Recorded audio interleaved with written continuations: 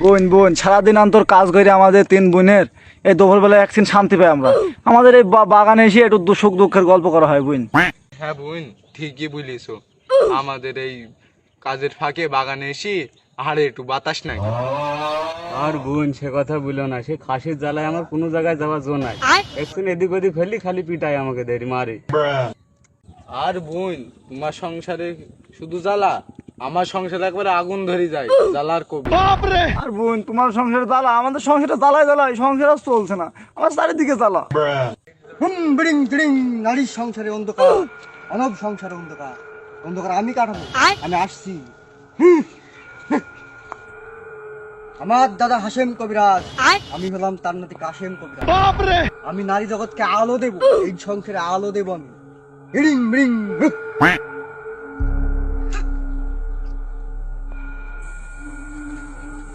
এই বা তোদের জীবন আমি ঘোর অন্ধকার দেখতে পাচ্ছি, তোরা মহা ঘোরে আসি, মহা অন্ধকারে তোদের আমি আলো দেব। ওরে বাবা, এ আবার কোন বাবা রে? এই বাবাকে তো আমি চিনলাম না। আমি চিনি এ বাবা ভয়ঙ্কর বাবা, 100 বছর হিমালয়ে ছিল, বরফ খেয়ে খেয়ে সাধন করেছে। এ বাবার কাছে সব আছে। তোরা ঠিক ধরেছি মা, আমি হলাম কাশেম কবিরাজ। আমার আছে কচু, আছে বিরাস, আছে ঢেঁড়স, আছে সব অন্ধকার হবে ফিনি।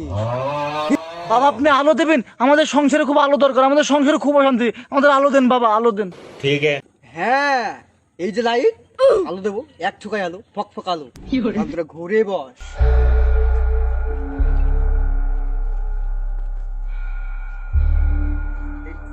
তোদের খুব অন্ধকার, চারিদিকে অন্ধকার। হরি কি অন্ধকার রে, আমারই ভয় লেগে যাচ্ছে। এই অন্ধকার থেকে তোদের উদ্ধার করবো কিভাবে? শক্তি দাও, শক্তি দাও। ওরে বাবা রে, কি অন্ধকার বাবা, কি অন্ধকার, কি করতে হবে আমাদের বলেন বাবা, কি করতে হবে বাবা? এই ঘোর অন্ধকার, এই অন্ধকার আমরা দেখতে পাচ্ছিনি। তোরা তোদের সমস্যাটা বল, আমাকে খুলি বল। বাবা আমার সব্য শরীর ব্যথা বাবা, কোথায় যে ব্যথা আমি ভালো বুঝতে পারিনি, ব্যথাটা যন্ত্রণা করে, আর যন্ত্রণা তো কোথায় করে আমি বুঝতে পারিনি ভালো বাবা। বাবা আমার স্বামী খুব পিটাই, ওই খাসি যেখানে যাই খালি মারে, রাতে কি বালছাল খেয়ে আসবে, খেয়ে এসে আমাকে শুধু মারবে রাতে। বাবা বাবা আমার ছেলের বিশাল দোষ, রাতে ঘুম থেকে উঠি দরজা খুলি ট্যাঙের দোকান পানে মারবে তো। ওরে বাবা তোদের তো মহা ঝামেলা রে, মহা সমস্যা। তোদের আমি সমস্যার ওষুধ দেবো আজকে, দাঁড়া।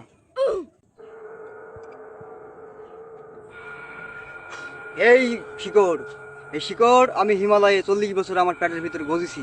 এই শিকড় তুই চিৎকারি শুই উপরকে ঢলবি, তোর ব্যথাবি সব ভালো হয়ে যাবে এক ডলাতে। জীবন জলি পুড়ি ভালো হয়ে সব। দেন বাবা দেন, আমি ডলবো বাবা, ডলবো।